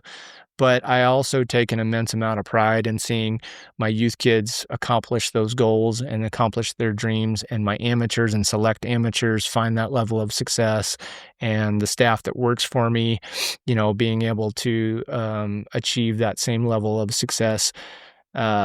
You know, I think I'm at the point now in my career where, you know, I've been fortunate enough to win, you know, and I say this with the utmost humility, but I've won almost everything there is to win in the ranch events. And so now the reason I say that, my focus is now shifting, I think, on some level to, you know, what can I do to help strengthen this part, this discipline and this part of the industry for the people coming behind me? Yep. Yep. And to be clear, I'm not retiring or anything. Like, let's There not are go down records to be broken. Yeah. We got lots of things left to accomplish, but I do think that, you know, at some point, you know, I think my focus, I'm starting now to get to the point where I'm thinking about, like, you know, what is this industry going to look like 10 years from now, and what is it going to look like 20 years from now? And I want there to be a place for, you know, Logan Pluhar to be able to go and make a living and compete and continue to have these great horses and develop these great horses I want there to be a place for, these youth kids to grow as amateurs. And I want, the future youth kids to be able to come in and have a strong industry and a strong association and, be able to accomplish those things that we've been able to accomplish. So for me, the perspective has shifted just slightly. And now it's not about what can I accomplish anymore on as far as the wins. It's more about, what can I do to help strengthen the discipline in the industry for the people that are coming after me. I think there's one horse that I have in my head that we haven't really talked about, and that's Chilling Like a Villain. Whew, you saved me. Did Because I? my wife... That's Kim's horse, I'd isn't hear, it? Becky. All right. So let me say two things. Firstly, if I had gotten off this podcast without mentioning Chilling Like a Villain, You'd that be would have been on the the first thing I would have heard of. Yes. Kim couldn't come with me. She got sick, and so she got knocked down by something and wasn't able to make the trip. But otherwise, she'd probably be sitting right over there, poking you. Oh yeah, let me know everything I messed up. But no, Chilling Like a Villain is another one of those stories that, to me, it could have gone so many other directions. The fact that he ended up in my barn and in my life is, it's just, I guess all the things coming together, the universe said, we're going to do that. But that's a horse that a friend of ours named Rebecca Cates raised, and he's by Spookskatawiz. And she raised this colt, and she sent him to me, and she said, I've got this colt, and I'll send him to you, and we'll train him up and see where it goes. So we put about a year on him, and I said, Miss Becky, I think this is a nice colt, and we need to keep going. And unfortunately, Rebecca's husband passed away, and I think, she was at a place in her life where she just felt, obviously grief, but, Yes. Overwhelmed by the things that, all the things that I would assume a person goes through when you have to sort of,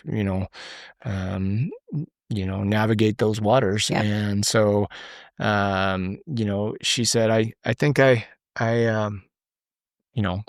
want to take this horse and just take him home. I think I just need to do something different with him. And I said, I can't, I said, I really don't want you to do that. I said, let me, whatever it is, we'll figure it out. I know you're going through a lot, but don't let this be the thing that you stress over. I said, I will work with you on the financial part of it, and, I won't speak for her, but what I assume happened is that she just, whatever was going on in her world, she just felt like she needed to make a change and take this horse somewhere else. And, I kept asking her not to, and I just didn't feel like I was getting anywhere. So I came home a little frustrated, and I, was venting to Kim, and I said, Kim, she sure likes you. Why don't you go talk to her and see if you can just talk her off the ledge a little bit, and just, really, I don't want that colt to leave the barn, And I left it at that. 2 hours later, my wife comes back and says, got it done. We own him. And He's mine now. Wait, hold on. That's I not where I didn't was say going. buy him. I said talk her off the ledge, and let's try to keep him in the barn. I said I could have thought of a dozen different ways we could have handled that situation. She says, "Well, you told me to handle it." By golly, I did. So. Yeah, so Chillin' Like a Villain is he goes by the name Storm. I guess where how he was born. But Storm is a horse that again, I didn't see any of that coming, but he's been such a blessing to Kim and I on so many numerous ways. But he started out, our primary focus was to do the reining on him, and we knew as a 3-year-old, he seemed like he was, fairly exceptional. We knew that because we had a lot of people come try to buy him from us. Oh, yep. And, then when the public asks you multiple times over, and high-level trainers keep asking you and encouraging you just to throw out a number, you know you've got something, right? I mean, that's self-explanatory. I personally said, hey, let's take the money, because as the professional and the business owner, I know those opportunities don't come around every day, and the best time to sell one is when somebody's asking to buy it, in my opinion, And so, but every time it came up, Kim got a little kind of, she got a little pouty, and so I got a little exasperated, and obviously we never sold him. But I'm not even going to tell you how much money we turned down. It makes me sick. But thankfully, I mean, he makes, us so happy, and he makes Kim so happy, and he's gone on to have, a great reining career. He's still got a great, reining career ahead of him. He's made the finals at, some of the major NRHA events, and then we transitioned him into the ranch classes. And I mean, he went to the Congress the first year. We showed him 3 times, and I had a broken leg. Yes. And, he won all 3 classes we showed him in at the Congress. I mean, we took him to the NSBA World, and he wins the the Ranch on the Rail at the NSBA World, and then he goes to the World Show this year and wins the Junior Ranch Trail and sets the record there. So, makes me. It's hard. It's a bitter pill to swallow to say that she was right. And I still think we should have taken the money, but some of that wound has been, has healed over a little bit. And at this point, I mean, I guess we're going to go with the happy wife, happy life, philosophy. That's exactly right. I had some friends from France that came and visited us a while back, and I used that colloquialism, and the husband kind of looked at me, and I kind of explained to him. He goes, I get it. He says, but in France, we have something like that, but we say it differently. We say, what a woman wants, God wants. Kim loves that. That's a T-shirt. Right? So, yeah, no, but Storm is, again, he's 6 years old this year, and he's hopefully got his best years ahead of him. So we're very fortunate to have a stockpile of horses that are, very exceptional. We're very grateful for that. So. Have we left any horses out? Well, I don't know. I'm looking at my list here. Because there is a list. Yeah. Yeah. What about Checks Out My Doe? Oh, yeah. Yeah, that's a great one. Carrie's horse? Yep. That's what I thought. So Checks Out My Doe is owned by Carrie Pappendick, and that's a horse that also had a really long, really successful reining career. And he was sent to me by somebody in my area who said, we feel like our best reining days are probably behind us with this horse, and we know he can still go out there and be, consistent and mark 72s. But, for us and the levels, the categories that we're eligible for, that doesn't win you as much these days. And so, we were wondering if you, would want to try him for the ranch classes. And I immediately said yes, because I had actually tried to buy that horse several years earlier for a client who saw him and said, hey, what about that one? And I said, yeah, let's try it. And we weren't able to get the deal done at that time. So when it kind of came full circle and he came back into my sphere, I didn't have to hesitate. And that horse, I didn't have him there very long. Carrie was a client, and Carrie had a different horse in training. And of course, we all know that Carrie owned the most successful Western riding horse of all time in Harley D. Zip, right? And Harley D. Zip was big and bay and beautiful, and Checks Out My Doe is big and bay and beautiful. And I won't say that I used that to my advantage, but I'm not saying I didn't use it to my advantage either. You just knew it might pull a few strings. I just said, hey, do you know anybody who might be interested in this horse? And then I pulled him out of the stall, and of course, the rest is history. She melted. Yeah, so Checks Out My Doe, really, really good-minded. I mean, great foundation on him. It's hard not to like that horse. It's hard not to want to watch him when he travels, because he's such a pretty mover. Logan Pluhar, again, who works for me, Logan won the senior ranch riding on him a couple years ago, and I could not have been more excited for Logan. I think that, she works so hard and she's very talented. And so that was actually a really fun year for me because I was 4th in the senior ranch riding that year, which does not live up to the standard of excellence that I have set for myself. But the winner was Logan, which checks out my doe, and second place was Leslie Lang on the Immortal, and I think my friend Ryan Kale was 3rd. So, all 3 of those people, class. Yeah, all 3 of those people. If you're gonna get beat, getting beat by your friends is a great way to have to be 4th. And of course, the fact that the horse that won was still under my umbrella, made it even better. So I think that kind of goes back to what we were just talking about. These days, we have a luxury of riches in the ranch classes, but we also have, these really talented assistants, and being able to give them opportunity and see them flourish gives me as much satisfaction as anything. So, lately I've been, throwing out the phrase that, hey, as long as it's something in my barn, I don't care. Family. I don't care who the winner is, so. But yeah, that horse checks out my doe, again, he's still going, and I'm sure he's got a lot of winning left to do. So we were very grateful, for the success that he brought our program. Just out of curiosity, how many, let's say, assistant trainers do you have now?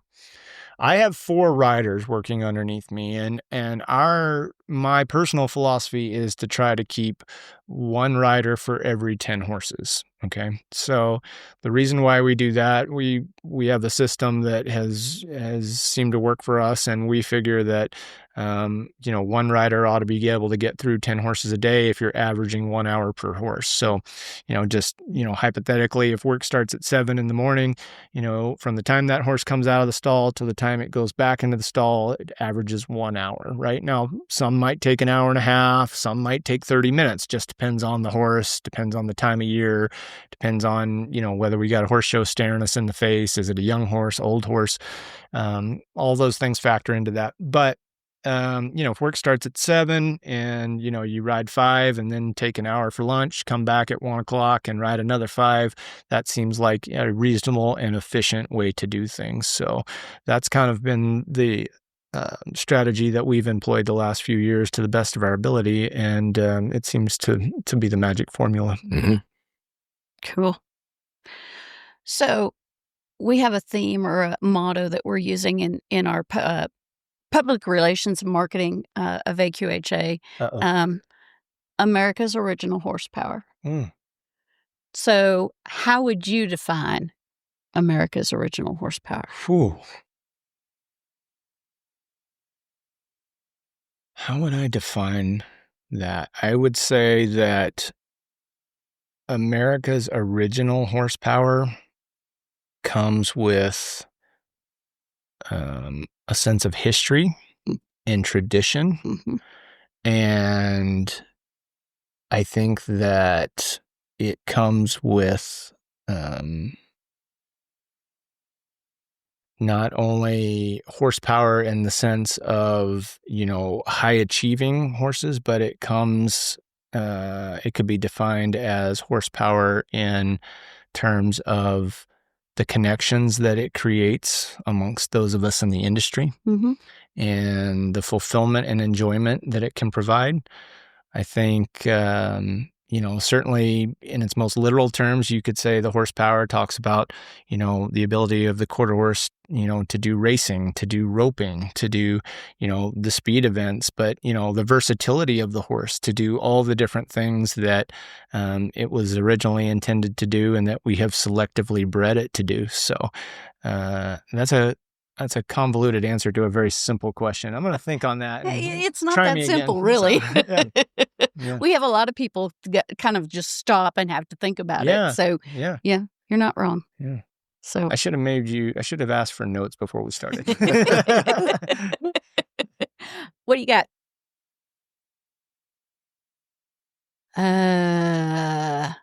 Now I don't remember. You ask it.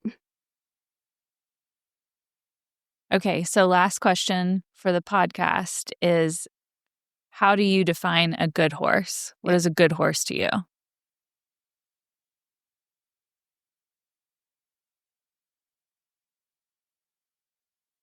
I think a good horse is any horse that touches your soul. I think that it doesn't have to be a performance horse. It doesn't have to be a show horse. It doesn't have to be a riding horse. It's whatever horse completes you or brings you fulfillment and enjoyment and stirs your passion for the equine industry. Amen. But thanks. Well, thank Yes. you. This was fun. Yeah, I it feel was. like I did way too much talking. Oh, I should have let you that's- talk no, more. No, so. it's No, your no. horses. That's Not what it's at all all. about. Yeah. Yeah. Well, I do very much appreciate the opportunity to come on. I've been watching you guys online and on social media, and I've been pouting that I didn't get the invitation. So when I finally did get it, I felt very validated. So. And when you were with a lot of things going on, this worked out really well. So thank you. Yeah, for well, taking time. it's been fun. We're obviously here for the convention, and I was running for a Texas director position, but this has been a nice reprieve to not have to think about some of that other stuff There you go. for a few minutes. So I Yeah. appreciate the opportunity to sit with you guys. Thanks to our friends at Platinum Performance Equine for supporting this episode. Platinum Performance Equine was developed by a veterinarian in 1996 to support healing and overall horse wellness. Each bucket equals thousands of hours of research and some of the finest ingredients available in the forms most bioavailable to your horse. Today it's trusted by horsemen like Bud, who uses Platinum Performance GI as his wellness formula. This advanced digestive formula supports total body health through the gut, where 70 to 80% of a horse's immune system lives, with omega-3 fats, antioxidants, vitamins, trace minerals, biosponge, prebiotics, probiotics, and glutamine. It supports everything from digestion to performance. It's even eligible for up to $15,000 in colic surgery reimbursement through Platinum Colic coverage. Learn more at platinumperformance.com or call 800-553-2400. Thanks for listening. To learn more about the horses we discussed in this episode, visit aqha.com/goodhorses. There you can explore the pedigrees, performance achievements, breeding history, and much more. It's the perfect place to dig deeper and stay connected with the American Quarter Horse. Don't forget to subscribe for updates and follow AQHA on social media.